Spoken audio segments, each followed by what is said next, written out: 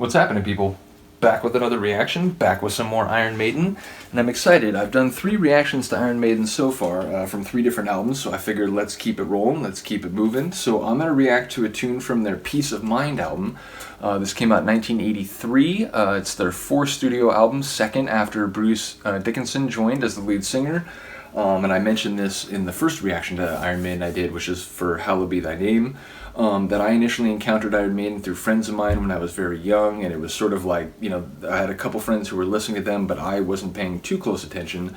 And then a little bit later, when I was a teenager in the mid-90s, there was a skate video by the Toy Machine Company called Welcome to Hell that featured during Jamie Thomas's segment the Hallowed Be Thy Name song, or at least the first half of it.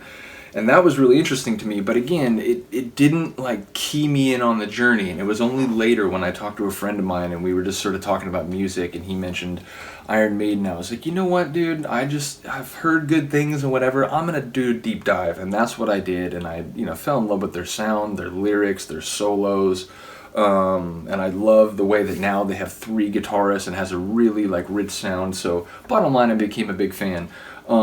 So in that context, I will say, I mentioned, I don't know if I have a favorite album, but the first 4 after Bruce joined are particularly great to me, and don't get me wrong, like, there's literally not a bad one there, because I'm just thinking, like, maybe I should include Seventh Son of a Seventh Son in there, because that, you know, that's brilliant as well, and it's a concept album.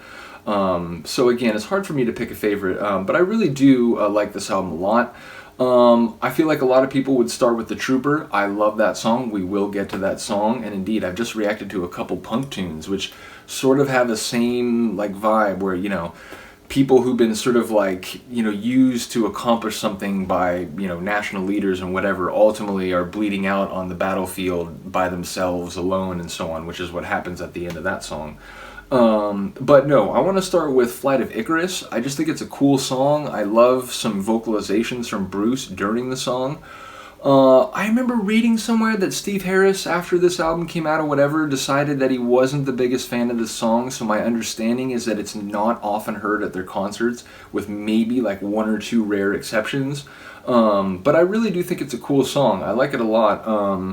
And it, you know, again, I like that they go for their lyrics and they like dig into history and they dig into literature, as with Ram of the Ancient Mariner, and they dig into mythology, as with this song here. I just love that they get their sources and their inspiration for lyrics from such a rich and like historical bounty of the Earth's, you know, history. So yeah, it really impresses me that they use such interesting sources to, you know, draw inspiration from and to write their songs with. Nevertheless, let's listen to it. This is Flight of Icarus on the Peace of Mind album by Iron Maiden. As people often say, up the irons, let's fucking get it.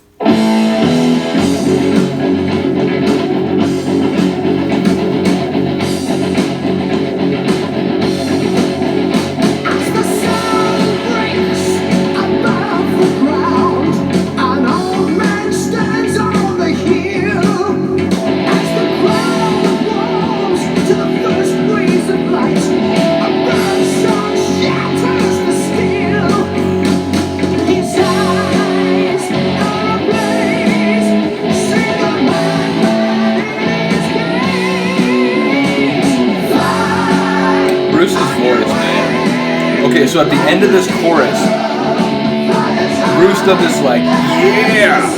I fucking love it. And then there's kind of this like, almost like bluesy kind of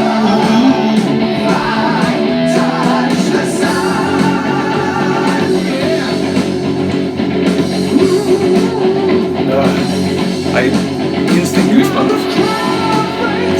First time I heard that, it like fired me up. I had to rewind it.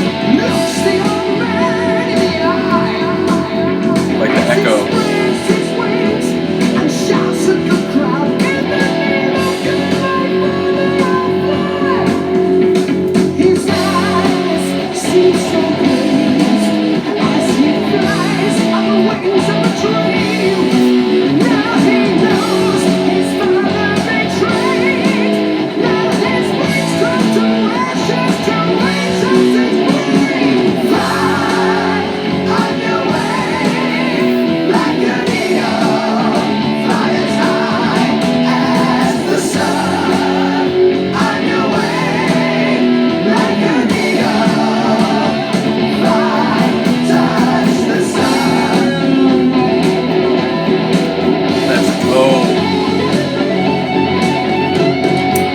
it, which one was it, Rime of the Ancient Mariner or Caught Somewhere in Time, their ability to have all these amazing solo sections across like 15 albums or whatever over decades of time, but they keep the solos fresh and dynamic. They never just like repeat like riffs that they've done in other solos. Like they find new ways to express that guitar artistry.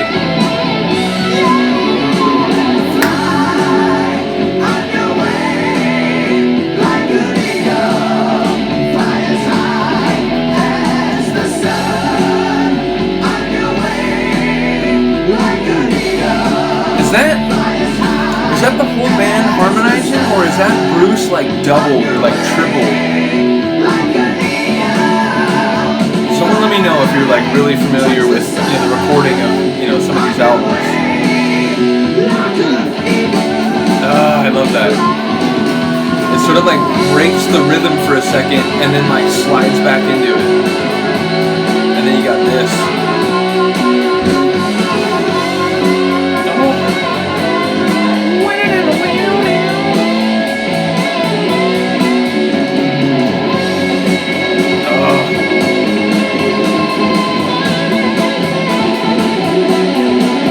Their musical ability in terms of like blending rhythms, like doing tempo changes.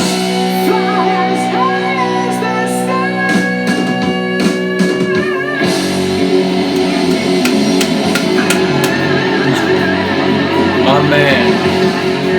80s Bruce Dickinson can hit notes that mere mortals just cannot hit. Oh.